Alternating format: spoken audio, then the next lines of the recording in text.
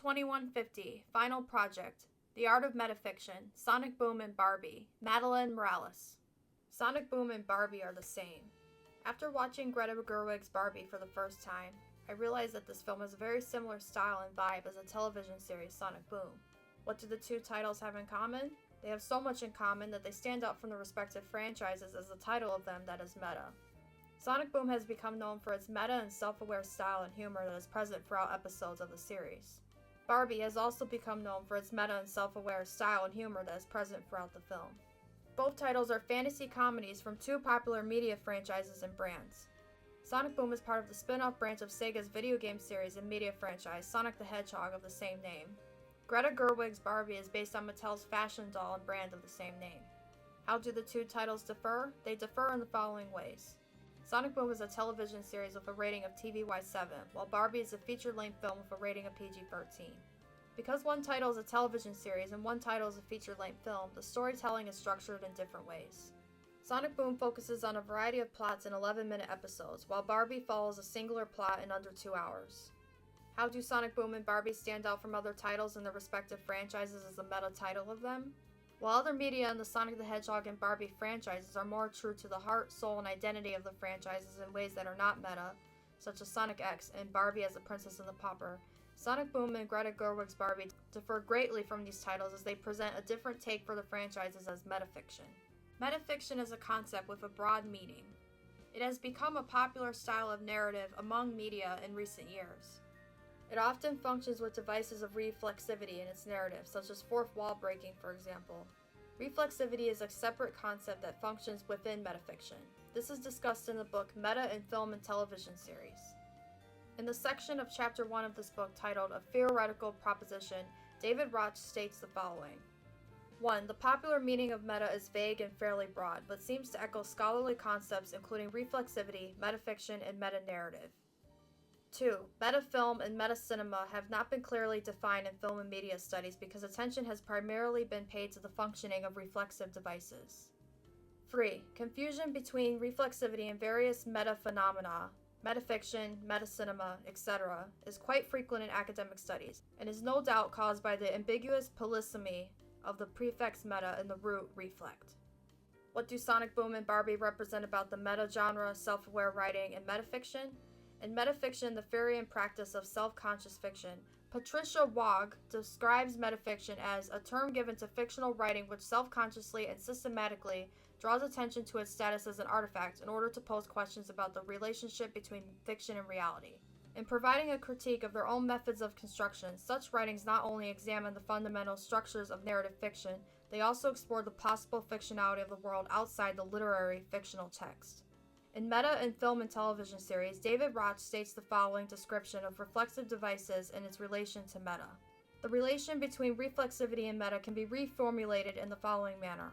Reflexive devices act not as triggers. The effect is not automatic as with a startle effect, but as cues or signals that can be missed or grasped and made sense of through close analysis. When they do more than just point to the illusion, reflexive devices may serve to simultaneously alert to the presence of and participate in the elaboration of meta. They operate as recognizable signs in a system. This sign system is open. It has a history and is constantly mutating in relation to cultural, technological, and aesthetic shifts. Based on these quotes by Roch, reflexivity is a broad device in narrative that is flexible based on topics discussed in a story. Both Sonic Boom and Barbie have multiple reflexive devices that represent these descriptions stated by Wog and Roch, which are the following. The setting takes place in a world that has fixed aspects that serve the purpose of being meta and self-aware. This is acknowledged in each title in meta and self-aware fashion. In contrast to the nuanced characters and vast adventures in the Sonic the Hedgehog franchise, Sonic Boom has exaggerated versions of the characters from the franchise and adventures much like those of a sitcom that take place mostly in a setting of one island with specific locations that the characters mainly spend their time in. I sure hope there's more next year. Just think of all the hundreds more stories to be told using the same 8 characters and 4 locations. The possibilities are limitless. Just to be on the safe side, maybe we should start an internet petition. In this series, the villain Dr. Eggman is less of a world-scale threat and more of a troublesome neighbor. Dr. Eggman's evil fireman robot is running loose! Why does everyone assume every evil robot is mine? well, I don't know, experience? There was intention for the series to specifically be a comedy that addresses this audience. Evan Bailey and Bill Freiberger, the two executive producers and showrunners of the series, discussed this in the following video, Sonic Boom Behind the Scenes. The TV series is, first and foremost, it's a comedy. Because it's Sonic, it's got a lot of action in it. But we really set out to make a comedy. And we're trying to do it in a very smart, sophisticated way. So we're not writing down to our audience. We're really trying to address our audience as the smart people who are coming to watch a really fun show. This intention for the series style of writing enabled the series to become metafiction. In the article Meta Barbie on Artillery magazine, Ezra Jean Black says that Greta Gerwig's Barbie meets the cultural moment in full, sweeping up the full spectrum of political, cultural, and existential anxieties in its wake. Any Hollywood movie, especially a Hollywood movie musical, can create a parallel universe, divide the space-time continuum, and the laws of physics. Barbie does all this while turning every facet of the film story, its frame, and physical production inside out. What it is, a kind of meta-cinema. This description of the film by the author summarizes aspects of the film's commentary on topics of society that is a reflexive device in its meta-narrative. In contrast to media of the Barbie franchise that portray Barbie either as herself as a human with her relatives or acting in the role of various characters, Greta Gerwig's Barbie portrays Barbie characters as dolls in a fixed world named Barbie Land with fixed aspects. In Barbie Land, most of the female characters is a doll named Barbie and most of the male characters is a doll named Ken. Hi, Barbie. Hi, Ken. Oh, hi, Ken. Hi. Yes. Hi, Barbie. Hi, Barbie. The entire environment functions like the brand's toys. For example, there is no actual water or beverages, houses are like play sets, and Barbie floats down from her house, mimicking how dolls are played with. The main protagonist is stereotypical Barbie, and the image of who people think of when they think of Barbie. Do it again. I'm not adventure Barbie. I'm stereotypical Barbie. I'm like the Barbie you think of when someone says, think of a Barbie. That's me. The dolls do not get melancholic or cry, and it is considered abnormal for them to in their world, while it is normal in the real world. In Greta Gerwig's Barbie, Barbie is not a human who can get melancholic or cry in her world, unlike other versions of the character in other Barbie media. It is only when she goes to the real world that she has the ability to cry and become melancholic like a human person can. This is one of the meta aspects of the film because Barbie is an actual doll. Characters in both titles exclaim a commentary that references real-life discussions of topics within society, such as mental health, cancel culture, progressiveness, wokeness, and people's discussion about the title's respective brands. Mental health is a recurring theme throughout Barbie.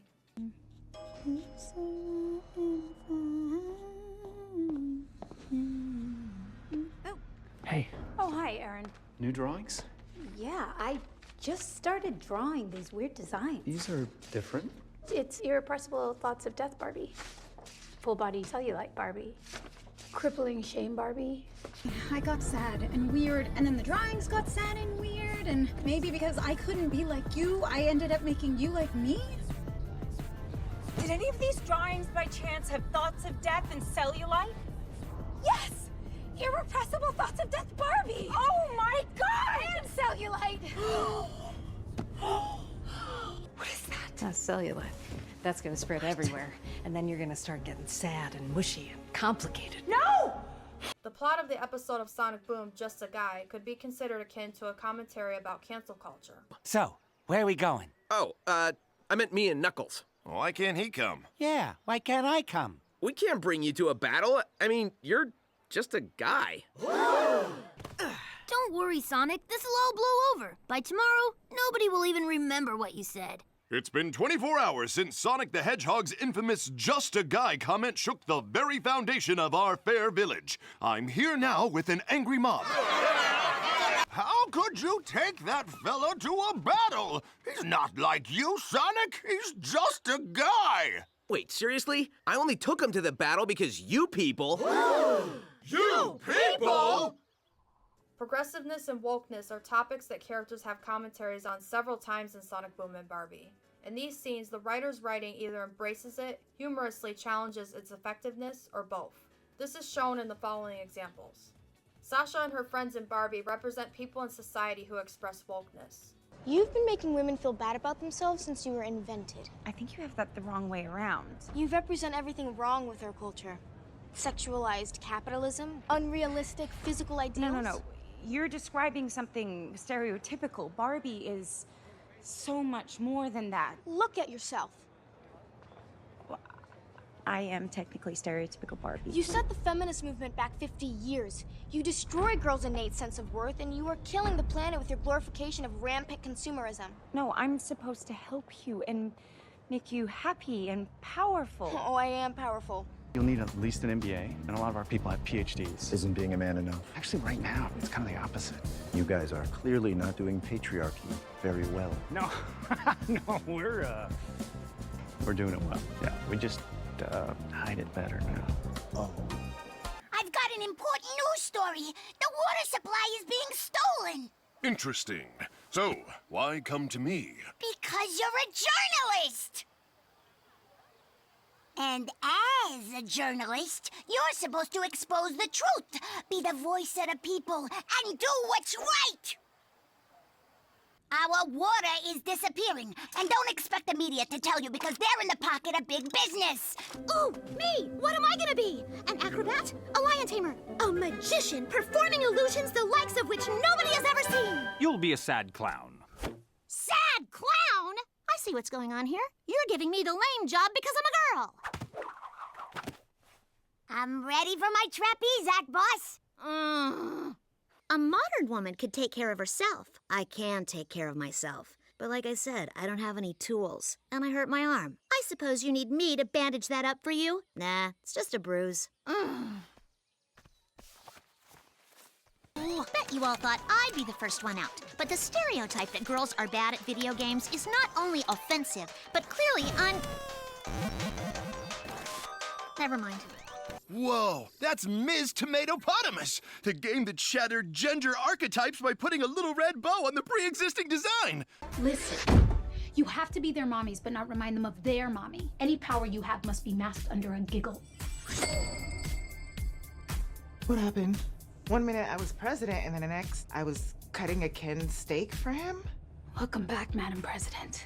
You have to find a way to reject men's advances without damaging their egos. Because if you say yes to them, you're a tramp. But if you say no to them, you're a prude. I don't want to touch a foot. No, you don't. What am I wearing?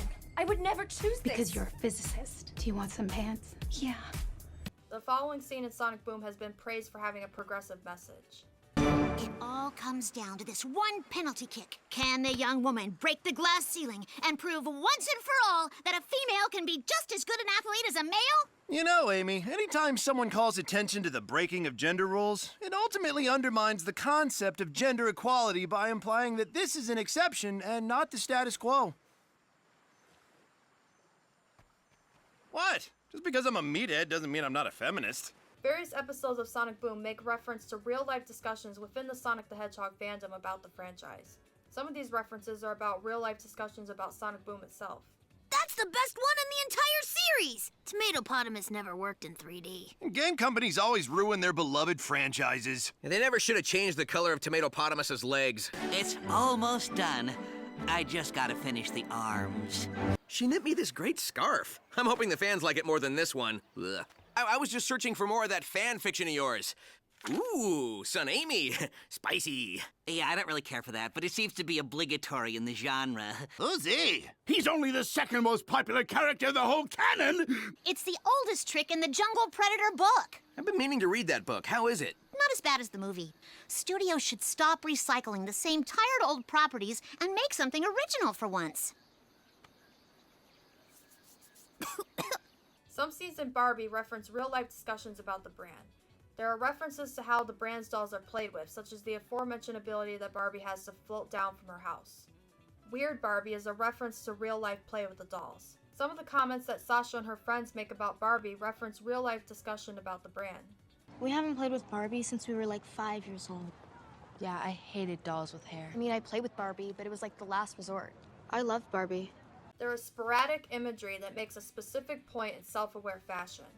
In the episode of Sonic Boom, Just a Guy, after being aggravated by Mike the Ox, Sonic goes through happy places in his mind to ease his frustration. The final place in this sequence is one that is very random and not part of the title's fictional world. How about now? No, you see... So, now? Let's go now.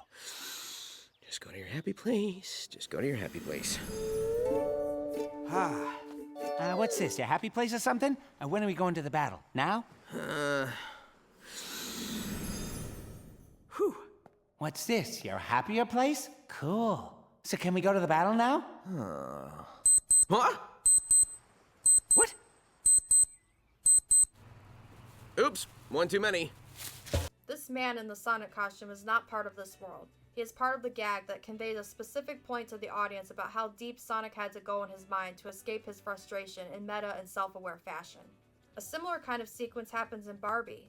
At her lowest point, Barbie collapses to the ground.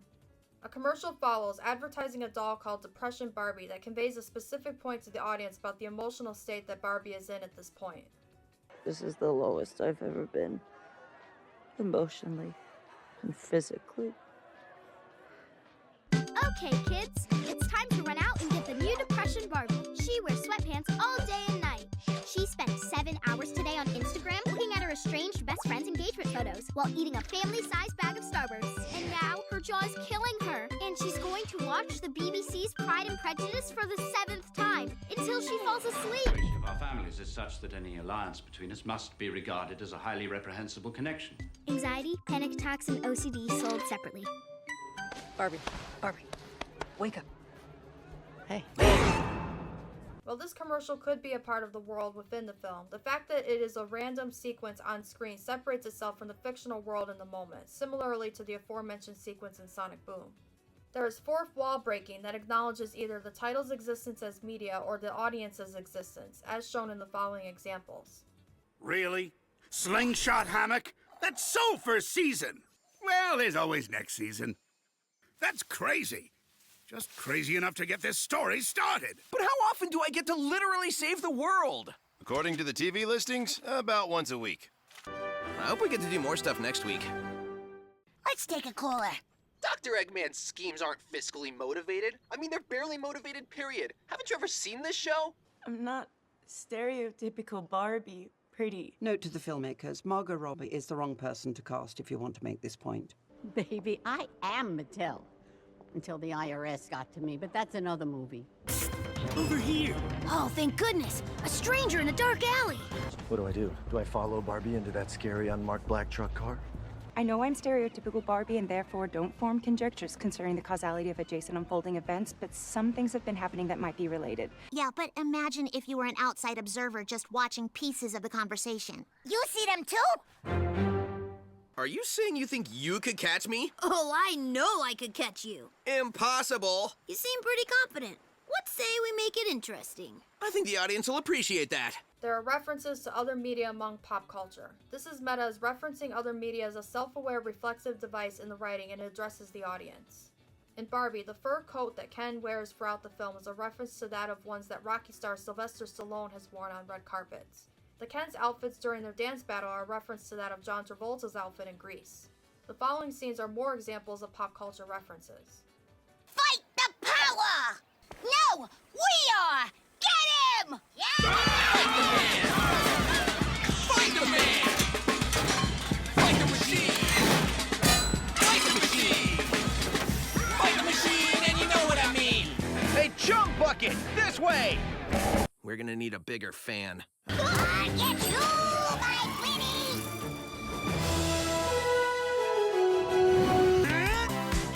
Whoa, go! Good grief.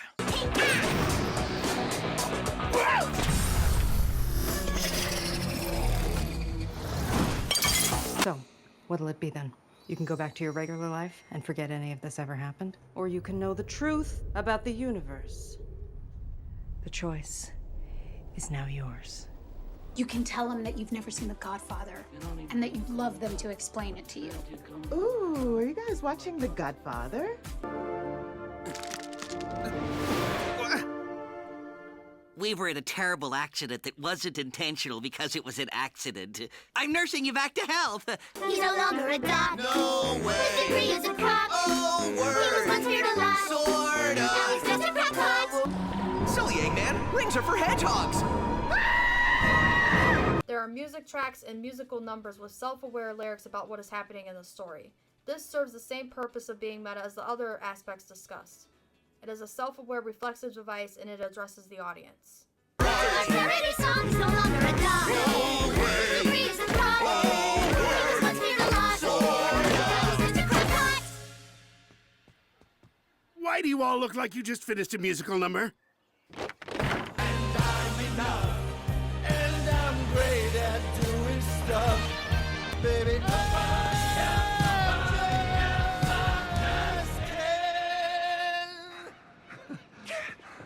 Huh? Yeah? Aren't we supposed to vote today? What? We'll have plenty of time to figure out what to do during Eggman's failure montage.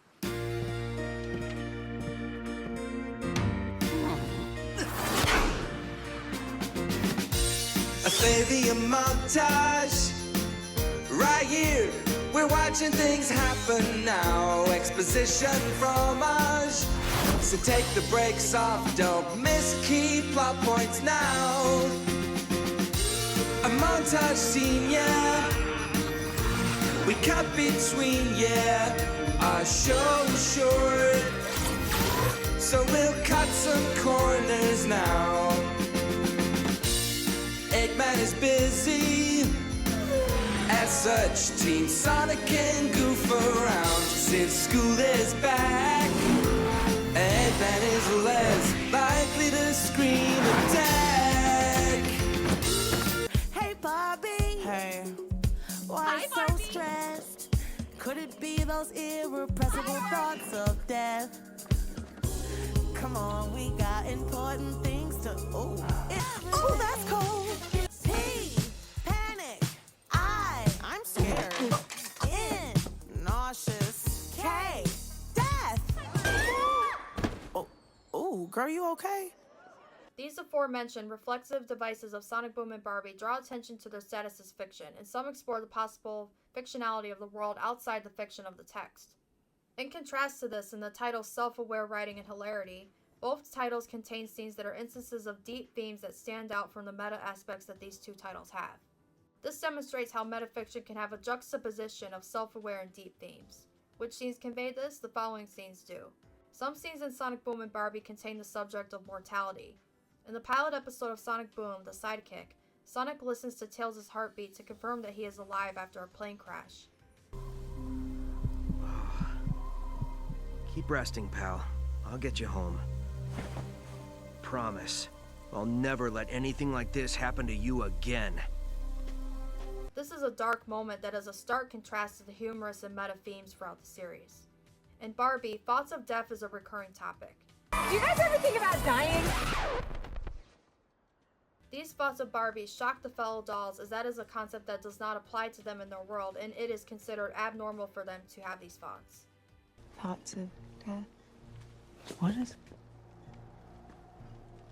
Maybe some thoughts of death? Thoughts of death! This is also dark and a stark contrast to the humorous and meta themes throughout the film. Juxtaposition of self-aware and deep themes in Sonic Boom and Barbie are also shown in emotional scenes that represent deep themes. The following scenes are examples. Some scenes in Sonic Boom and Barbie contain instances of the characters being melancholic and/or having their feelings hurt. In the episode of Sonic Boom's Soul Power, Sonic becomes melancholic after Eggman turns his speed into a weakness by tricking him into wearing shoes that power Eggman's robot. If you could only see yourself right now, I took your greatest strength and made it into a weakness.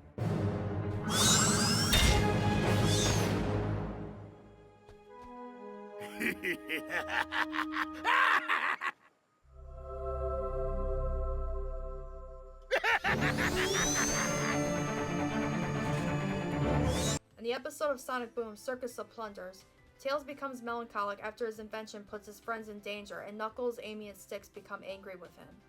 Hey, leave him alone, he just... No, Sonic. They're right. Well, except for Styx and that whole fox mole thing. I put all of you in danger. I need to go. Tails, wait! Tails? You okay, buddy? Tails! I'm not coming back till I fix my unbolterizer. Hey, guys, go easy on Tails. So we made a mistake. I mean, haven't you ever... In Barbie, Barbie becomes melancholic and has her feelings hurt multiple times. One instance is after Sasha insults her and calls her a fascist. And until you showed up here and declared yourself Barbie, I hadn't thought about you in years, you fascist.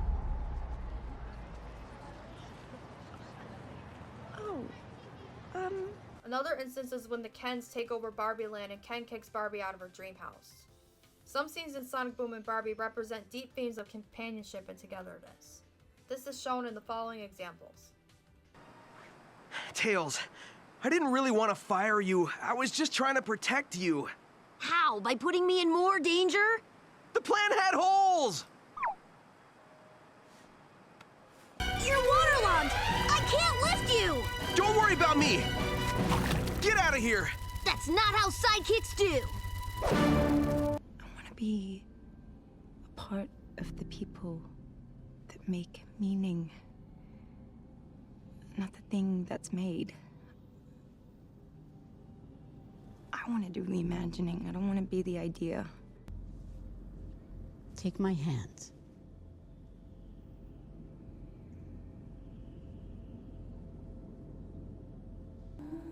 Now feel. In conclusion, metafiction is a broad concept and can present itself in a variety of ways. It can be humorous, deep, sporadic, self-aware, or a combination of aspects. It can contain humorous and self-aware themes, deep and emotional themes, or both. Metafiction's definition is essentially a broad term. It has much to do with drawing attention to its status as fiction and/or acknowledging concepts that exist outside the world of the fictional text.